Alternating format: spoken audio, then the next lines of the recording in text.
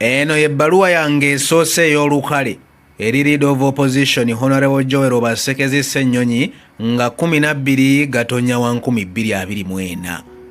N'omukwano omungi mukama wange nvulubanye essanyu okukuwandiikira ng'oli Leader of Opposition. Kansubire nti mukama akukuumye bulungi, nkwebaza obuweereza bwonna ku mitendera egy'enjawulo, anti okwambala engatto z'okukulira oludda oluwabula gavumenti si kuliisa bijanjaalo mpiso. Naffe gye tuli oludda luno embeera oluusi etunyiga n'etukaawako ne twekyawakyawa n'etwogeza n'ebyamaziribano ng'omubyawo nga nti kibi kigwana wala n'omubuuza nti gwe nga tebaakusuula wala. Nze munnaluweero Maseruka Stephen Guluddene, omutontomi, omuwandiisi era omuzira mu bazira. Munnabamunaanika ow'ensonga nga bamu banneeyitira Maseruka the Poet, ye abantu baffe ab'ennakawa batya. Nkukulisa okugwa mu bintu ndowoozezza okujja nkukulisiza eyo, naye ne ŋŋamba nti cepe zaalinnye edda, nnyinza okujja nga nsaatuuka bwe nsawa engere nti ne bantwala entyagi ne nvaawo ng'ennyinde enninga mmindi. Ssebo wange yogayoga nnyo okugwa mu buvunaanyizibwa. Katonda yeebale kukufujjako ddusu ery'okutaatira oludda oluwabula gavumenti. Wookwatidde obuvunaanyizibwa ng'eggwanga lyegayeganira wakati mu masaŋŋanzira g'okusoberwa, okwemagaza n'okusoomoozebwa mu kibuyaga kuntajjudde ebikolwa ebyekko. Gamba ng'ekiwamba abantu, ettemu ly'emmundu erisukkiridde, ebbula ly'emirimu naddala mu bavubuka, eggwanga lyaffe okuba nti litandise okuwanduukululwa mu zimu ku nkolagana z'ensi yonna, amabanja eggwanga mwe litubidde, ebyobulamu eby'ekibogwe, enkwe mu bakulembeze n'abakulemberwa, enguzi, obulyake n'obukenuzi, yemmenye kindeke ki. Mukama wange nga bw'okimanyi obulungi nti bannansi abanoonya okubeerwa abatalina buddukira baweddemu essuubi era abakuluusanyiziddwa ennyo omulembe guno, essuubi libali mu mmwe. Kale nga bw'oli ettabaaza ekulembeddemu okumulisa oludda olwo, neegayirira Katonda abaluŋŋamye mutuuse eddoboozi lyaffe awatali kwekomomma. Mutunyiga ebiwundu newankubadde byatanaatana dda, naye afazzaali tunaawadaawadako. Essanyu lya bannansi kwe kulaba ng'eddembe ly'obuntu lissibwamu ekitiibwa. Amateeka agabagasa nga gasibwa mu nkola, emisolo gyabwe nga balaba wegiraga, okunenengana mu bakulembeze bali mu lutabaalo lufuuka olufumo, so nga ate n'ebyempuliziganya wakati w'abakulembeze n'abakulemberwa ebeere mu bwa sseruganda. N'ebirala ebiringa ebyo nga Katonda bw'anaaluŋŋamya, olwo n'essanyu linaabukala kuno. Nsaba nnyo Katonda akukulembere wabeewo empuliziganya ennungamu wakati wa opposition ne gavumenti nga muli mu kuteesa, buli omu abeere ng'alumirirwa bannansi osobole okwanguyirwa emirimu gyo. Era ng'obuvunaanyizibwa bwe luli olubimbi nti buli omu alimako olulwe nannyuka, muganda nge ndibugaana essanyu bwe ndibako ekkalaamu ne mbaga ettabedde n'ery'ebyafaayo by'obukulembeze bwo bwe biriba bya ddembe, akaseera ak'okuwummulaako bwe kalituuka. Ye nga ndinyumirwa. Bo bali batya ababaka baffe? Omundabiro ow'ewange bamunaanika Hon. Sekitoleko Robert, era omunkubire n'akaama nti ssaawa yonna musalako ambuulire we tutuuse ku nsonga zaffe ez'ebbaamu. Okuva lwe baakulonda ku kyaloopu, mbeera eno n'ensiriikirira naye ng'omutima gukundowooleza nga bwe nfumiintiriza ku byafaayo by'opposition byeyiseemu okuviira ddala mu gy'ataano, ndabira awo ng'emmeeme ntyemuka. Ensonga nnyingi ezinsiiwa era ezimu ku zo ŋŋenda kuzirambika gye nnaawunzikira ebbaluwa eno, wabula nga sinnatuuka ku kinyusi, nkusaba okkiriza ensooka enkuzeeko katono emabega nga bwe twejjukanya, oluvannyuma nsobole bulungi okujuliza mu birowoozo byange. Oweekitiibwa Rope, omwaka gwa 1958 gujjukirwa bulungi ng'ogwaleetawo omuggundu mu byafaayo by'ebyobufuzi by'eggwanga lino. Ffenna nga bwe tukimanyi obulungi nti akalulu ka Legika akaasooka lwe kaaliwo era opposition n'etondebwawo. Amakulu g'ekiwayo ekyo mu biseera ebyo kwali kuteekateeka ggwanga okwetegekera ameefuga nga kw'otadde n'okubaga ssemateeka. Era kimanyiddwa lunye nti mu mugulansigo wa 1960 Obote yafuuka pulezidenti wa Uganda People's Congress eyasooka, ekibiina ekyali kyeyubudde okuva mu Uganda National Congress ne Uganda People's Union ebyali bikoleddwa abamu ku bammemba ku lukiiko lwa Legislative Council mu 1959. Kino Obote kyamwongera embavu mu byobufuzi era oluvannyuma lw'akalulu akakubwa mu kafuumuulampawu wa 1961 akaasobozesa Legislative Council okufuulibwa National Assembly, Democratic Party eryoka ejje mu buyinza, olwo Obote n'afuuka Leader of Opposition eyasooka. Mukama wange nga bwe tusoma ebyafaayo nti nga lumu mugulansigo wa 1962 awo, Ben Kiwanuka eyali omukulembeze wa DP yafuuka Ssaabaminisita wa Uganda eyasooka. Naye ng'ekinatta amaka bwe kiteeramba lujja, DP obuyinza yabubukalako emyezi 2 gyokka mu April wa 1962 UPC Obote n'ewangula ng'eyambibwako ekibiina kya Kabaka yekka. olwo Obote afuuka ssaawa minisita wa Uganda owookubiri mu muzigo wa 1962 era National Assembly neefuulibwa Paalamenti. Ssebo wange nga tukyali mu kwejjukanya onokkiriziganya nange nti mu kaseera ke yali Leader of Opposition yali Oweekitiibwa Basiru Kiza Batalingaya eyali asibuka mu Bushenyi District.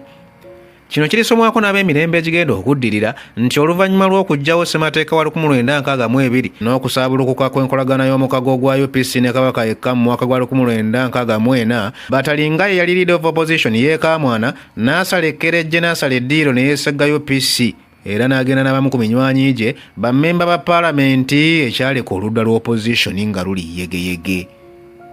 Batalingaya nga amaze okusala eddiiro, Oweekitiibwa Alexis Tiimu yafuuka Leader of Opposition wakati wa 1964 ne 1971. Engeri gye yali ssaabawandiisi w'ekibiina abeekumaakuma ne bammemba banne aba DP n'enkolagana gye baalina n'Abakabaka yekka ne UPC abaali beesoze opposition ne balwana okukuuka ejjembe okulaba ng'ekitiibwa ky'opposition kisigala kibukadde mu Paalamenti. Balwana bwezizingirira ekiseera ekyo okulwanyisa amateeka amakakali agaali ganyigiriza bannansi, okulwanyisa obuli bw'enguzi obwali bukudde ejjembe mu gavumenti y'Obote n'ebirala. Omutima nga guntyemuse bwe nzijukira ku katuubagira akaaliwo mu Paalamenti ng'egaddwawo General Idi Amin mu Gatonnya wa 1971 okumala emyaka 8. Muganda wange mwe mutukiza bye twalabye naye batunyumiza nti ekiseera ekyo enfuga yali ya kinnamagye ennyo era bannabyabufuzi bangi aba UPC ne DP baatandika obulamu bwabwe okubutambuliza mu ngeri y'okwekomomma n'ekimpowooze ate abalala ne bawaŋŋanguka nga ne Obote yennyini yaserengete Tanzania. Olulumba kula amalungi olwava e Tanzania okwali ne bannayuganda abaali mu buwaŋŋanguse lwawunzika gavumenti ya Amin mu April wa 1979, Paalamenti nezzibwawo n'eweebwa erinnya National Consultative Council ng'eno yalina obuvunaanyizibwa obw'okubaga amateeka amapya n'okufuba okulaba ng'obufuzi obwannakyemalira tebuddamu kulabikako mu Uganda. National Consultative Council teyagabanyaamu kukola bitundu bya opposition ne gavumenti, yakoleranga ku musingi gw'ekintabuli eky'ebibiina ekyayitibwanga Uganda National Liberation Front. Oweekitiibwa Loop mu kalulu akaakubwa mu mwaka gwa 1980, UPC y'Obote n'ebaka obuyinza newankubadde abaavuganya mu kalulu ako bonna baavayo nga batolotooma, Dr. Paul Kawanga Simwogerere ne bakulembeze banne aba DP baamala gakkiriza ebyava mu kalulu ako. Bw'atyo Dr. Paul Kawanga Simwogerere simwogeddeeko bubyawumule mirembe n'afuuka Leader of Opposition owookutaano. Ebiseera eby'opposition yavumirira nnyo obutabanguko n'ebyokwerinda by'eggwanga ebyali yegeyege, obuwanana bw'ensimbi ezaali zeewolebwa gavumenti okuva ebweru w'eggwanga n'okutyoboola eddembe ly'obuntu ku bannansi okwali kukudde ejjembe. Jjajja yaŋŋamba nti era baavumirira nnyo n'ebikolwa by'obubinja obwali busojjaganira ewaffe mu Luweero Triangle okwali National Resistance Movement eyali ekulemberwa Yoweri Museveni kati President, Uganda Freedom Fighters eyali ekulemberwa Robert Sserumaga ne Uganda Freedom Movement eyali ekulemberwa Andrew Kayiira. Mukama wange ndowooza onokkiriziganya nange nti mu Kasambula wa 1985 gavumenti y'Obote yamamulwako General Tito Okello Lutwa era n'aggalawo Paalamenti newankubadde oluvannyuma yaddamu n'eggulwawo mu February wa 1986 n'etuumibwa National Resistance Council nga National Resistance Movement ewambye obuyinza.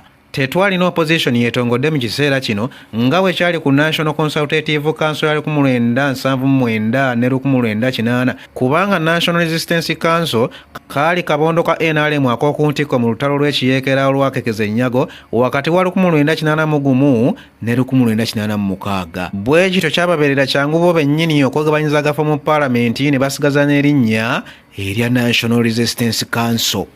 Nali ntandiikiriza nti okutawaanya abafumbi ng'akalulu ka 1996 kaakaggwa, National Resistance Council yaddamu n'eyitibwa Paalamenti nga tuli mu nfuga ey'omugendo okutuusa mu 2006. Kino ne kitegeeza nti tewaaliwo Leader of Opposition mutongole okuva mu Julayi wa 1985 okutuuka mu Meeyi wa 2006. Mpozi ekyakolanga nga opposition oba bwe bubondo obwali mu Paalamenti gamba nga Parliamentary Forum neyanga Parliamentary Group. Mwami Museveni yatuuzibwako akazito okuva munda mu ggwanga n'ebweru waalyo ku ky'okussaawo ebbeetu ly'ebibiina by'ebyobufuzi. Referendum neekolebwa mu Julayi wa 2005 era abaalonda ne basemba ekyokuzzaawo enfuga ey'ebibiina. Mukulu wange bw'abaawo wempa by'onompabula nti omuweese ekimuzimbya ku kkubo okulagirirwa, naye nzijukira bulungi nti mu kalulu ka 2006 Forum for Democratic Change kyekibiina ekyasinga enkizo ku ludda oluvuganya gavumenti, era Profesa Maurice Ogenga Ratigo eyali akiikirira Agago County ebiseera ebyo okuva mu Acholi n'afuuka Leader of Opposition ow'omukaaga mu Parliament ey'omunaana. Era ekiseera ekyo bannabyabufuzi bangi baali bakyalina ekiruyi ku nfuga ey'omugendo gye baali baakayitamu, era kyekimu ku byasinga okukaluubirira ennyo Profesa Ratigo okuzza obujja entambuza y'emirimu gya Paalamenti nga gyesigamiziddwa ku nkola y'ekintabuli eky'ebibiina multi-party system. Wabula olwendo we luwoomeseza amazzi ate mwanattu lwatikira, Profesa Ratigo teyasobola kweyongerayo mu Paalamenti ya mwenda nga Leader of Opposition olw'ensonga ezaali mu Acholi zisigendemu nnyo. Mu kalulu ka bonna akaddako waka February 2011, Honorable Nathan Nandala Mafaabi n'agwa mu bintu n'afuuka Leader of Opposition omusanvu. Wabula tetusaanye kwerabira nti Honorable Mafaabi yasoomoozebwa nnyo okukulembera Opposition yalimu ababaka ab'olubatu ng'ate ekibiina ekiri mu buyinza ekya NRM kyalina ababaka bangi ddala. Ebimu ku bitayinza kwerabirwa ku mulembe gwa Honorable Mafaabi ge mabago g'amateeka nga Anti-Money Laundering Bill ne Public Order Management Bill, lwakuba naye musajja wattu teyasobola kumalako kisanja kye eky'emyaka 5 nga Leader of Opposition, anti aba yakaweerezaako emyaka 2 n'ekitundu